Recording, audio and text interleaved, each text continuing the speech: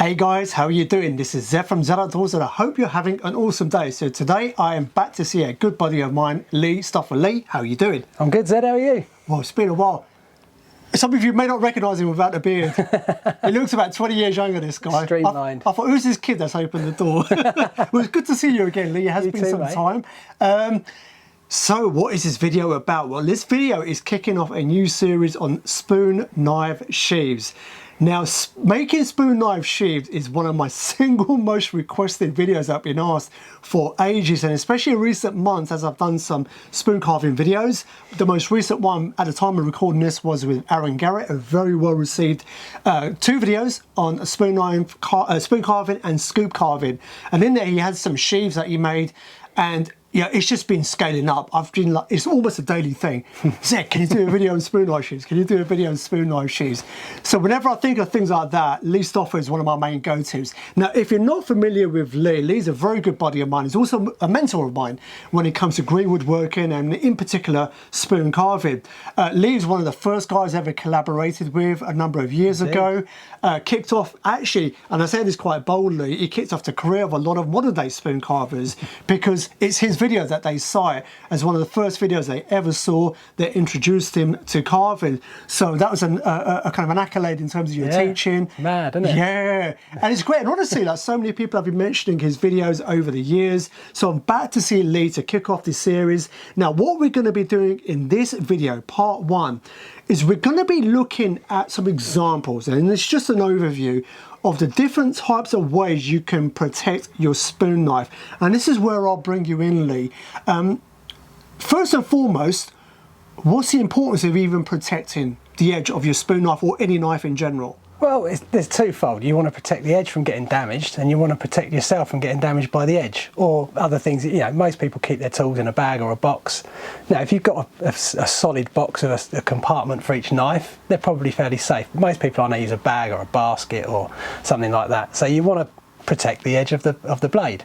Obviously, it's a fine edge if it's for carving. You don't want it clanking into other edges and turning into a bread knife. So, you know, we've got to find some way of making some protection for that. And it doesn't have to be fancy, but it can be anything from a simple piece of fleece wrapped around it to protect it, or you can go full out and carve a really exotic looking fancy box with hinges and pegs and all sorts of things. So there's a massive range, and hopefully we've collected together a good selection now to have a look at, and then, you know, basically show you the options, some of which will be scrap packaging and bits of things that you probably have kicking about the house.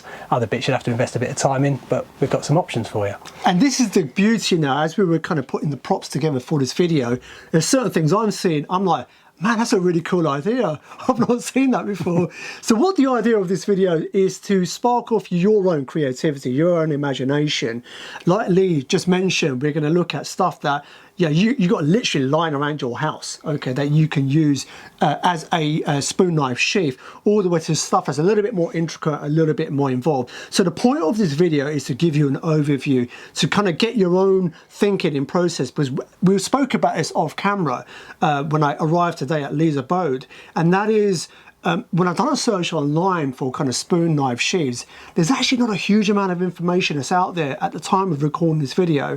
And I definitely didn't see, Lee didn't see also, a video like this, similar to this, where there was a lot of examples being shown in terms of spoon knife sheaths. So the idea with this video is to show from Lee's very vast experience with green woodworking as a whole and making tools. I mean, he makes a famous scorp.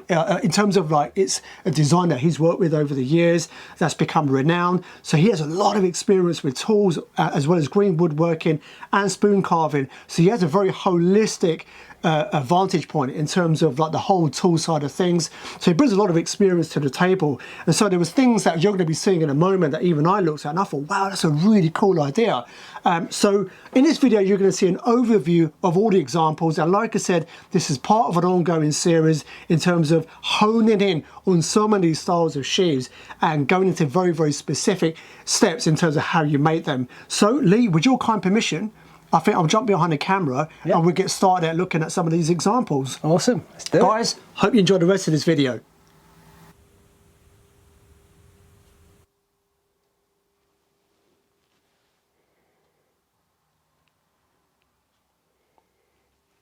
So Lee, where shall we begin? Well, let's start from the beginning. with most people's first spoon knife. Nowadays, these Mora knives come with this kind of leather cover, I believe. Now this isn't one of theirs, it's one I've just lashed up a minute ago, just to show the principle. So you've got a little flap of leather there that the hook tucks into, and that bit wraps around, and this goes all the way around. So what's hinging it is this receiver part, and then the popper just clips on there, and that's reasonably well protected. They didn't used to come like that, and traditionally things like this is another popular spoon knife on the market. When I first bought this, it came dipped in wax, so it was protected for transport, but you couldn't put the wax back on when you were finished using it. So I began by making the most simple things ever, which these two both came out of an old apron. This is an old leather work apron, so this was for the Mora, which was my first spoon knife as well. So that just dropped in there, and then this little bit just pokes through there, and you basically grab hold of the corner and pull the fatter part through, and it just kind of locks in. It's a bit fiddly, but it sort of works. It won't fall out, and it just so happened that there was already this, I think this was for clipping a tape measure onto the apron, so I just used that as a belt loop.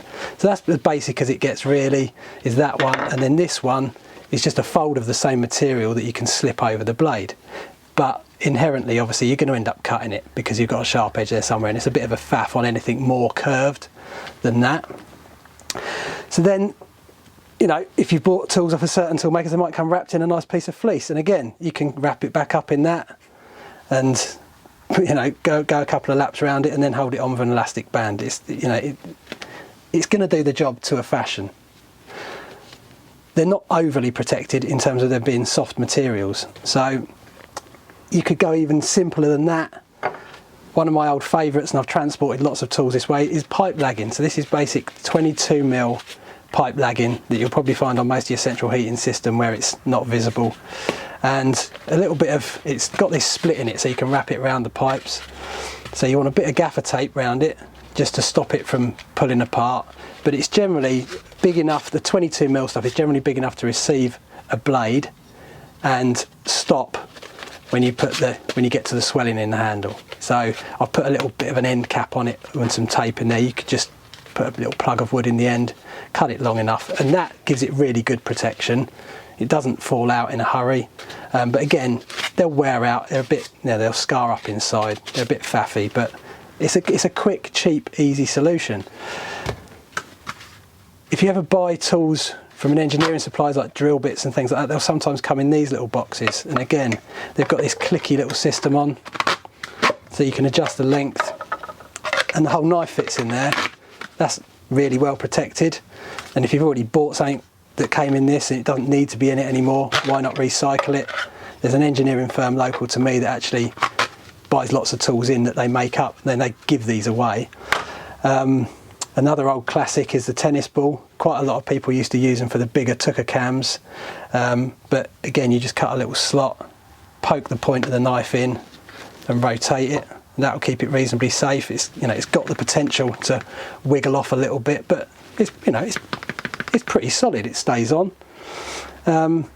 Another one might be just an old postal tube. I've sort of tie wrapped the bottom on here just so that's captive, and then a single tie wrap on the top so it's hinged and you don't lose the cap. Just drop the whole thing in. Again, you can cut it to any length of whatever tool you want to put in there. So that's another option. And then we get into stuff that you've actually got to make, really. Apart from maybe stuff like this, which is just a piece of old sofa leather, the same as the scrap that I made this out of. So you're just going to wrap it round, sort of fold it over. Anything that's basically we're going to keep the edge safe from damaging itself against other tools and keep you safe from it when you're not using it. The more of a faff they are to secure, the less likely you are to use them. So this is probably the most complicated. You can see it's just one strip of leather that's just basically wrapped around the blade multiple times and then just tied off of itself. So it's fine when you want to put the tool away for transport, but you're not going to put it away every time you're putting it down. When I first started developing boxes for the tools that I make, I wanted them to be able to be quickly accessed. So this is the first box I came up with for the Scorp. So you've got this kind of recess cut that the tool plugs into. So if you are working with this on a bench, you can actually kind of put it down in there, and it's going to sit there and be protected even when it's just on the table. So that's quick and easy. But then when you actually want to put it away, you can kind of put the lid in. But again, this is a bit of a faff, to be fair. So that it works, and it works quite well, but putting it away can be a bit of a pain. It's just handy to have that receiver there like that to just drop it in as you're using it. So for a hook knife, for example, you could go with something like this, which is just a block of wood that we just roughly cut out. So we've used a technique called stitch drilling here. So you drill lots of holes in line with the blade. So you're basically going to take your blade, lay it on a piece of wood that's thicker than the blade, draw round it both sides, and then use a drill that's very slightly wider than the blade to drill a series of holes. And then you can either nibble that out with a knife or a chisel or a fret saw, stick a backer on it so that you've got a solid back, and then the knife can press into that, cut a little slot for the ferrule, stops it wiggling about, and that's just a simple O-ring that will slide down and stop it from falling out. Really simple. You're going to use, you know, scraps of timber. It helps if you cut the slot fairly tight to fit the blade so it's not too wobbly. Another simple one I made was just a piece of, I can't remember what this was a tube from, but again, it's leftover packaging material, or it's come out of the middle of a roll of you know, just like paper towel that I've had to wipe down in the workshop. Same thing, simple peg. I've marked in and out because that's a bigger hole than that, and the peg's tapered, so it's always hopefully going to fit. So I've made it for this knife, but you could use it to make any knife with a full hook on it. So anything that goes beyond kind of a right angle, you can just poke it in. Again, it's narrow enough that it binds on the handle. And then you put your peg in from one side, and it stops the hook from pulling out. Fully protected on the inside. I've made the peg captive. You could even, if you want to double it up, just wrap that around there to help keep it in. But the beauty of the peg going all the way through is if it gets bound up, you can just knock it on a surface to either set it or to get it out. So that's, again, really simple, little bit of work involved. You could do leather cases. Again, this is quite a fancy one I made up for the first ever spoon scorp that a good friend of mine, Chris Grant, made for me, and he'd made a lot of effort with the tool, so I made a lot of effort with the sheath. But it's, again, it's a bit of a faff. So you've got those two bits there, so that these wings can kind of spread out and let it out. So then, same thing, putting it back away, in it goes, and you just wrap it round on these these are actually from a dog collar studs, because they've got that nice pointy bit. You can slip it over quite quickly, but that keeps it well protected. If the blade happens to be smaller than the handle on this really small scorp that we made years ago, you can make a leather sheath like a conventional one for a straight blade, but you just leave a little piece of leather on the end that you fold in and stitch through, so it gives a capacity at the bottom to house the blade, and then it drops in like that, and again, it's fairly tight in there. The reason this comes in here is to pinch this a little bit here, so it does actually grip the blade a little bit. But what's important with that is to keep the edge of the blade, I think, pointing downwards towards the stitching. So if you put it in that way, although it will technically fit, you're going to rub the edge on the leather, and that's going to dull the blade and damage the leather eventually. So they're those options. What I've moved to eventually for my tools is this option where you've got a recess in a piece of wood that you've drilled out, and I tend to use a Forstner bit for that. About 15-16 millimeters is normally the way I go, so I use, these ones are pretty good, so that's a 16 mil, and it's this type of drill bit that's going to actually cut a fairly flat bottomed hole, so you can bore in there, then knock the middle out, and you get this like oval slot inside.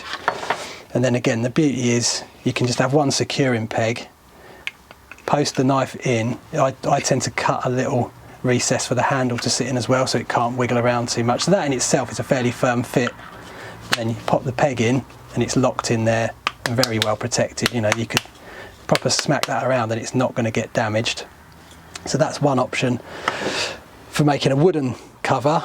Another one that seems to be quite popular is like a modified version of this one. This is about as simple as that design gets, and it's really rough and ready. It's just been made in 10 minutes to show you the principle. But hopefully what we're going to look at next is to actually make one of these. Now again, this is just a rough prototype because I've never made one before. but you've got a peg that secures it, and then a hinged flap. So we've used plywood here, so we've got 18mm plywood to make the main body, which we'll cut this slot in, that again houses this particular knife.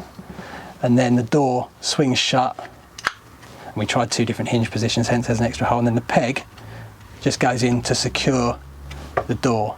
Again, I've gone through all the way with the peg, so if it gets stuck, it's easy to tap it on a surface to pull it out, and I would eventually make that peg captive in the same way by securing it probably to the hinge. But this is what we're going to hopefully look at in another video, is making a simple version of this for any shaped knife, basically, any shaped spoon knife anyway. So there is a good selection of options, I think. And if the tool that you're using didn't come with one, which quite a lot of them don't, you've probably got something laying about that you can at least improvise until such time as you can make yourself, a slightly more aesthetically pleasing version.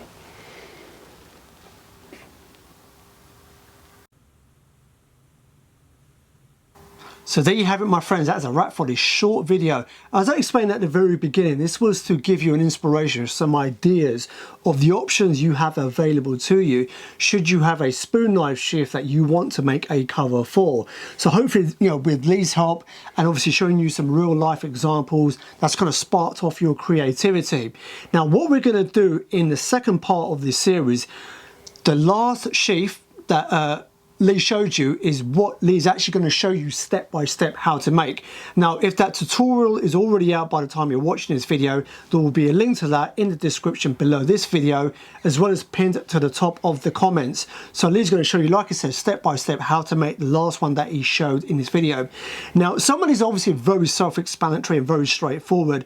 However, for the other ones that involved a little bit of work, we're going to leave it to you as an audience to decide what it is you want to see. And with Lee's kind permission, if that's okay with you, depending on the feedback from the audience, if there's particular things that you want to see a more detailed tutorial on to build upon this spoon knife sheath series, then let us know in the comments. Let us know kind of what your kind of preferred option is. It could be multiple. It could say, well, could you expand on this sheath and that sheath? So I'm going to leave this to you as an audience. If you let me know in the description below, then obviously we'll know what it is you guys want to see. And then, like I said, with Lee's kind permission, I'll book a day out, come and see him, and that's it. We'll get those videos filmed. So like I said, link to this video in the description below, as well as pinned to the top of the comments. Also, what I'm going to do is I'm going to put a link below to Lee's website. You can find out a lot more information about the work that he does if you're not familiar already with him. And also I'm going to put a link below to his Instagram, where obviously you can see a backlog of all the different things that he gets up to. As I mentioned at the very beginning, in case you're not already familiar with Lee, Lee's a very talented and very accomplished greenwood worker, as well as a spoon carver, and it's someone I look up to and have been looking up to for many years. So if you follow him on Instagram and kind of look through his profile, you'll be able to see the myriad of work. It's like a portfolio in essence over the past few years. So there you go, guys. Hope you enjoyed this video. Hope you click through to go and watch the video on how to make one of these for yourself using some very simple tools. And are there any last parting words from yourself? No, I think you've covered it all there, mate. Let's crack on and make one, shall we? It's the shortest video I've ever done with Lee. We were thinking that should normally just our intro, like 10 minutes. But like I said, guys, really do hope you enjoyed the video. Links to everything down below. And Lee, a sincere thank you once again. Thank you. So guys, I hope whatever you're doing, you have a blessed day, a blessed week ahead. From Lee Stoffer and myself, Zed Outdoors, peace out.